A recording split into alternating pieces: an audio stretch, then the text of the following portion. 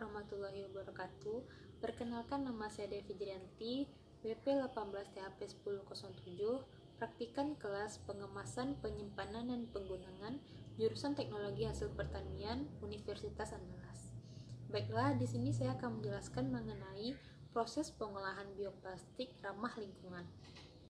Penggunaan plastik berbahan dasar polimer sintetis yang berasal dari minyak bumi semakin meningkat, menyebabkan dampak pencemaran terhadap lingkungan karena sulit atau butuh waktu yang lama untuk diuraikan di alam.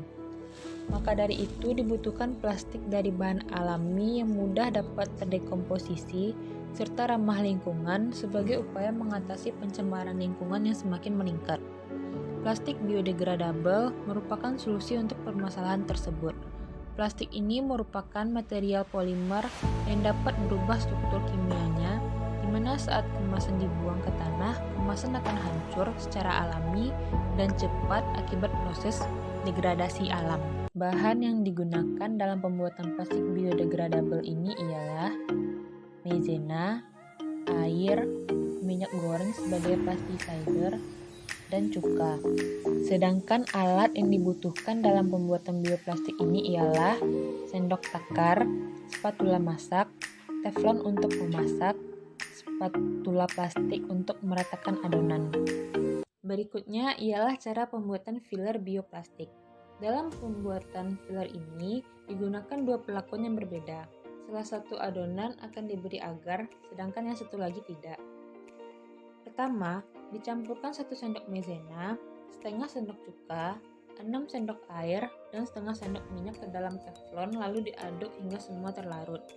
Minyak dalam proses pembuatan bioplastik ini digunakan sebagai plasticizer pada plastik. Tujuan penambahan plasticizer ini untuk meningkatkan elastisitas dan permeabilitas pada plastik. Selanjutnya, hidupkan api kompor dan masak adonan yang sudah terlarut tadi dengan api kecil hingga mengental dan berbentuk lem. Tujuan pemanasan dengan air ini agar granula pati dapat mengembang akibat ikatan amilosa dan hidrogen yang cenderung meningkat.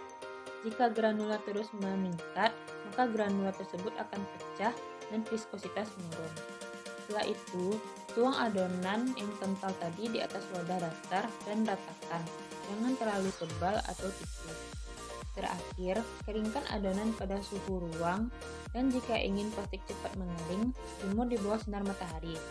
Pengeringan bertujuan untuk membentuk film plastik. Terbentuknya film plastik ini disebabkan lepasnya gel sehingga dapat terbentuk plastik. Selanjutnya, membuat bioplastik dengan tambahan agar. Prosesnya masih sama dengan cara yang tadi, namun cukup ditambahkan setengah sendok agar dan penambahan air dalam takaran 8 sendok makan. Sebelum itu, hasil dari proses pembentukan bioplastik didapat warna bioplastik tanpa penambahan gel berwarna cenderung bening sedikit kabur, dan bioplastik dengan gel lebih bening dibandingkan bioplastik tanpa penambahan gel. Sedangkan tekstur plastik yang didapat ialah plastik dengan penambahan gel lebih elastis dibandingkan plastik tanpa penambahan gel. Berikutnya, dilakukan uji bioplastik. Yang pertama yaitu uji kelarutan bioplastik di dalam air panas. Dididihkan air hingga mendidih dengan asumsi suhu air 100 derajat Celcius. Lalu masukkan bioplastik ke dalam air panas tersebut dan diamati apa yang terjadi pada plastik. Plastik dengan gel lebih lama larut di dalam air dibandingkan plastik tanpa gel.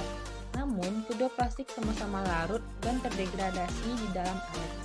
Hal ini dibuktikan ketika pada menit ke-12, ketika plastik dikeluarkan dari air dan ditekan, plastik terasa lunak dan hancur. Hal ini terjadi akibat plastik bersifat hidrofilik, akibat bahan dalam pembuatan plastik ini bersifat polar.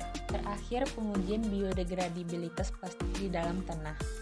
Biodegradasi ini terjadi akibat degradasi kimia dan dilanjutkan dengan degradasi dari mikroorganisme dan aktivitas enzim yang terdapat di dalam tanah. Lama proses degradasi ini tergantung keadaan tanah, di mana pada tanah yang lembab akan cepat terjadi degradasi karena banyak terdapat bakteri pengurai berperan. Proses uji ini dilakukan selama 5 hari. Setelah 5 hari, plastik di dalam tanah, plastik dengan penambahan agar lebih lama terurai daripada plastik tanpa penambahan agar.